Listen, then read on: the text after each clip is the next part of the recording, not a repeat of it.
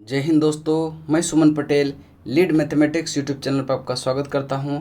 आज हम लोग मॉडर्न हिस्ट्री का क्लास 18वां होगा। इसके पहले हम 17 कंप्लीट क्लास दे चुके हैं। जो भी पिछले वीडियो नहीं देखे हैं वो सारे वीडियो प्लेलिस्ट में सेव है। आप वहां से घटना चक्र 2020 का सारा वीडियो को देख सकते हैं, ठीक है। और यह देखेंगे, इसमें है कि मुस्लिम लीग का गठन 1906 में, ठीक है। मुस्लिम लीग के गठन से संबंधित जितने भी प्रश्न होगा सारे को हम लोग इस वीडियो में डिस्कस करेंगे, ठीक है। तो चलिए चलते हैं। देखिए, ये बहुत ही छोटा टॉपिक है, ठीक है। ये मुश्किल से 10 या 15 मिनट का होगा। अक्टूबर 1906 में आगा खां के नेतृत्व में मुस्लिमों के शिमला प्रतिनिधि मंडल ने एक ऐसी केंद्रीय मुस्लिम सभा बनने का विचार किया जिसके उद्देश्य मुसलमानों के हितों का संरक्षण हो। इस विचारण के अनुरूप ढाका में संपन्न अखिल भारतीय मुस्लिम शैक्षणिक सम्मेलन के दौरान जो है दिसंबर 1906 में इस सम्मेलन के स्वागत समिति के अध्यक्ष तथा राजनीतिक बैठकों के संयोजक ढाका के नवाब सलीमुल्लाह खां अखिल भारतीय मुस्लिम लीग का गठन का प्रस्ताव किया। बकार उल मुल्क इसके अध्यक्ष थे। 26 सदस्यीय अस्थायी समिति का चयन किया गया और मोहसिन उल मुल्क तथा बकार उल मुल्क को संयुक्त रूप से संगठन का सचिव नियुक्त किया गया। लखनऊ में मुस्लिम लीग का मुख्यालय बनाया गया और आगा खां इसके प्रथम अध्यक्ष बने। इस संगठन के 3 उद्देश्य थे। पहला कि ब्रिटिश सरकार के प्रति मुसलमानों में निष्ठा बढ़ाना। दूसरा उद्देश्य था इसका कि लीग के अन्य उद्देश्यों को बिना दुष्प्रभावित किए अन्य समुदायों के प्रति कटुता की भावना को बढ़ाने में रोकना। और तीसरा उद्देश्य था मुसलमानों के राजनीतिक अधिकार की रक्षा और उसका विस्तार करना। वर्ष 1907 में मुस्लिम लीग का वार्षिक अधिवेशन कराची में तथा 1908 में अमृतसर में हुआ। इस अधिवेशन में मुसलमानों के लिए पृथक निर्वाचन मंडल की मांग की गई, जो इन्हें वर्ष 1909 के मार्लो मिंटो सुधार द्वारा प्रदान किया गया।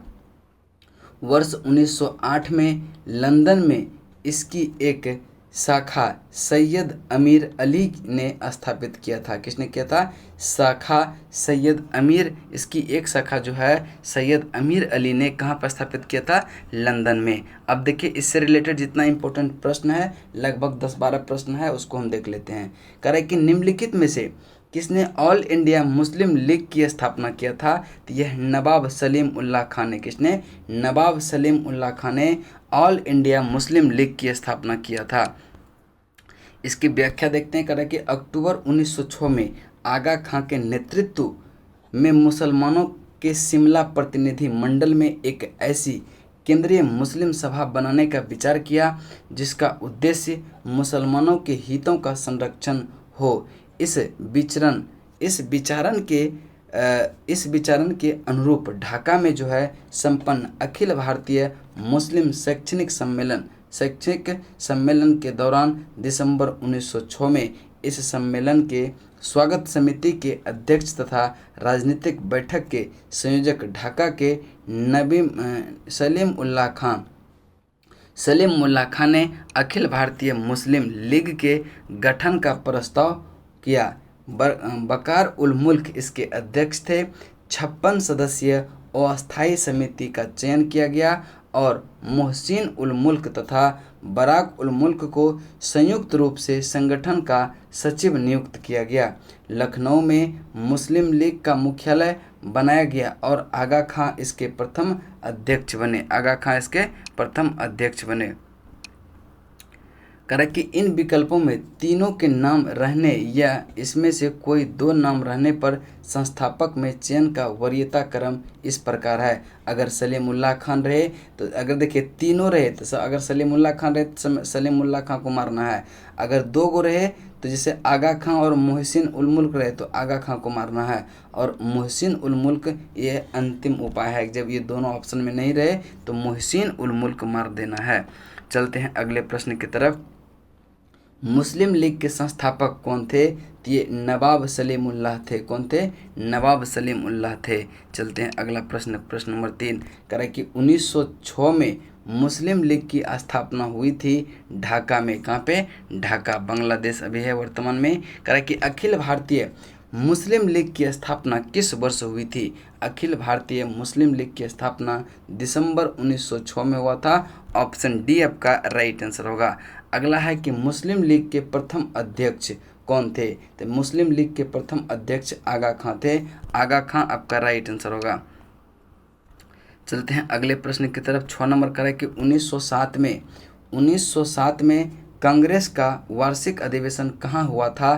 तो यह हुआ था कराची में। कहाँ हुआ था? कराची में। कराची अधिवेशन 1907 में हुआ था। देखिए, मुस्लिम लीग की स्थापना 1906 ढाका में की गई और वर्ष 1907 में इसका वार्षिक अधिवेशन कराची में वर्ष 1908 में अमृतसर में हुआ। यानी इसका जो स्थापना के बाद जो प्रथम अधिवेशन हुआ था वह कराची में हुआ था 1907 में। फिर 1908 में जो है मुस्लिम लीग का वार्षिक जो अधिवेशन था वह 1908 में अमृतसर में हुआ।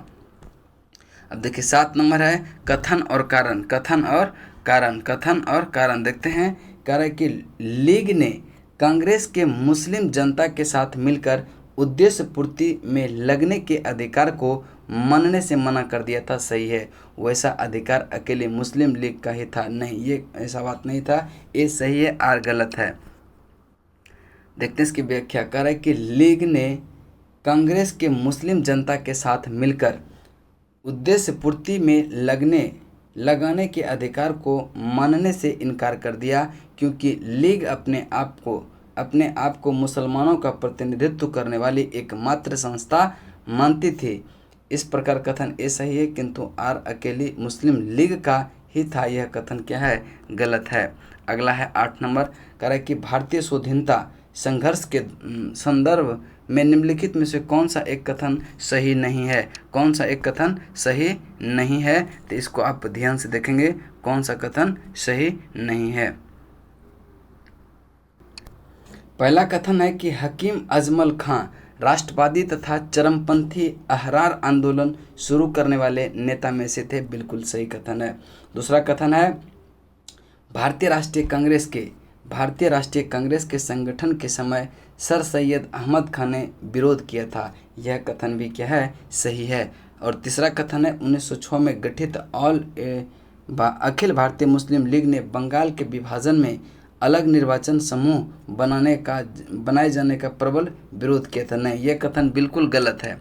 नेक्स्ट है, अब देखते हैं चौथा नंबर क्या है। चौथा नंबर कथन है कि मौलाना बराकतुल्ला और मौलाना अब्दुल सिंधी काबुल में भारत के अंतःकालीन सरकार का गठन करने वाले में से एक थे। बिल्कुल सही है। यानी कि सी नंबर आपका क्या हो जाएगा? गलत हो जाएगा और वही आपका उत्तर हो जाएगा। नेक्स्ट करें कि लॉर्ड कर्जन की प्रेरणा से ढाका के नवाब सलीम उल्लाह ने बंगाल विभाजन समर्थन आंदोलन का नेतृत्व किया। इस गतिविधि की पृष्ठभूमि में 30 दिसंबर 1906 को ढाका में एक बैठक का आयोजन किया गया, जिसमें अखिल भारतीय मुस्लिम लीग नामक एक राजनीतिक संगठन की स्थापना करने का निर्णय किया गया। इस संगठन के 3 उद्देश्य थे। पहला, ब्रिटिश सरकार के प्रति जो है मुसलमानों में निष्ठा बढ़ाना। दूसरा है लीग के अन्य उद्देश्य को बिना दुष्प्रभावित किए अन्य संप्रदाय के प्रति कटुता की भावना को बढ़ाने से रोकना। तीसरा है मुसलमानों के राजनीतिक अधिकार की रक्षा और उसका विस्तार करना। अगला प्रश्न है प्रश्न नंबर 9। कह रहा है कि 1906 में मिंटो से शिमला में मिले मुसलमानों के शिष्टमंडल ने प्रार्थना किया कि मुसलमानों के लिए पृथक निर्वाचन वर्ग का, यानी कि ऑप्शन ए आपका क्या हो जाएगा? सही आंसर होगा। ऑप्शन ए सही होगा। कह रहा है कि 1 अक्टूबर 1906 को आगा खां के नेतृत्व में मुसलमानों का एक शिष्टमंडल तत्कालिक वायसराय लॉर्ड मिंटो से शिमला में मिला। शिष्टमंडल ने प्रांतीय, केंद्रीय एवं स्थानीय निकाय में निर्वाचन हेतु मुसलमानों के लिए विशिष्ट स्थिति की मांग की। इस मांग के जवाब में मिंटो ने मुसलमानों को आश्वासन देते हुए कहा कि उसके राजनीतिक अधिकारों और हितों की भारत में रक्षा की जाएगी। उसके बाद 10 नंबर क्वेश्चन है, कहा कि सन 1908 में अखिल भारतीय मुस्लिम लीग की एक शाखा लंदन में स्थापित हुआ था। तो यह किसने किया था? तो यह किया था अमीर अली की अध्यक्षता में हुआ था। अमीर अली की अध्यक्षता में। ठीक है, अब देखते हैं इसका व्याख्याकार है कि मुस्लिम लीग की मुख्यालय लखनऊ में था। मुस्लिम लीग का जो मुख्यालय था वह कहाँ पे था? लखनऊ में। अन्य कई स्थानों पर भी इसकी शाखाएं स्थापित की गई। 1928 में लंदन में इसकी एक शाखा सैयद अमीर अली ने स्थापित किया था। कौन किया था? सैयद अमीर अली ने। और इसका लगभग हमको लगता है लास्ट क्वेश्चन होगा। कह रहा है कि मुसलमान यदि खुश है और संतुष्ट है तो भारत में ब्रिटिश शक्ति का महत्व बचा होगा। यह किसने कहा था? तो ये W हंटर ने कहा था कि मुसलमान यदि खुश और संतुष्ट है तो भारत में ब्रिटिश शक्ति का महत्तम बचा होगा। यह कथन W हंटर ने कहा था। कह रहा है कि W हंटर ने अपनी पुस्तक द इंडियन मुसलमान में लिखा था कि मुसलमान यदि खुश है और संतुष्ट है तो भारत में ब्रिटिश शक्ति का महत्तम बचा होगा। अब देखिए इसके बाद जो आपका क्लास नंबर जो 19 होगा उसमें मार्ले मिंटो सुधार को पढ़ेंगे। ठीक है, चलिए तब तक के लिए जय हिंद, जय भारत।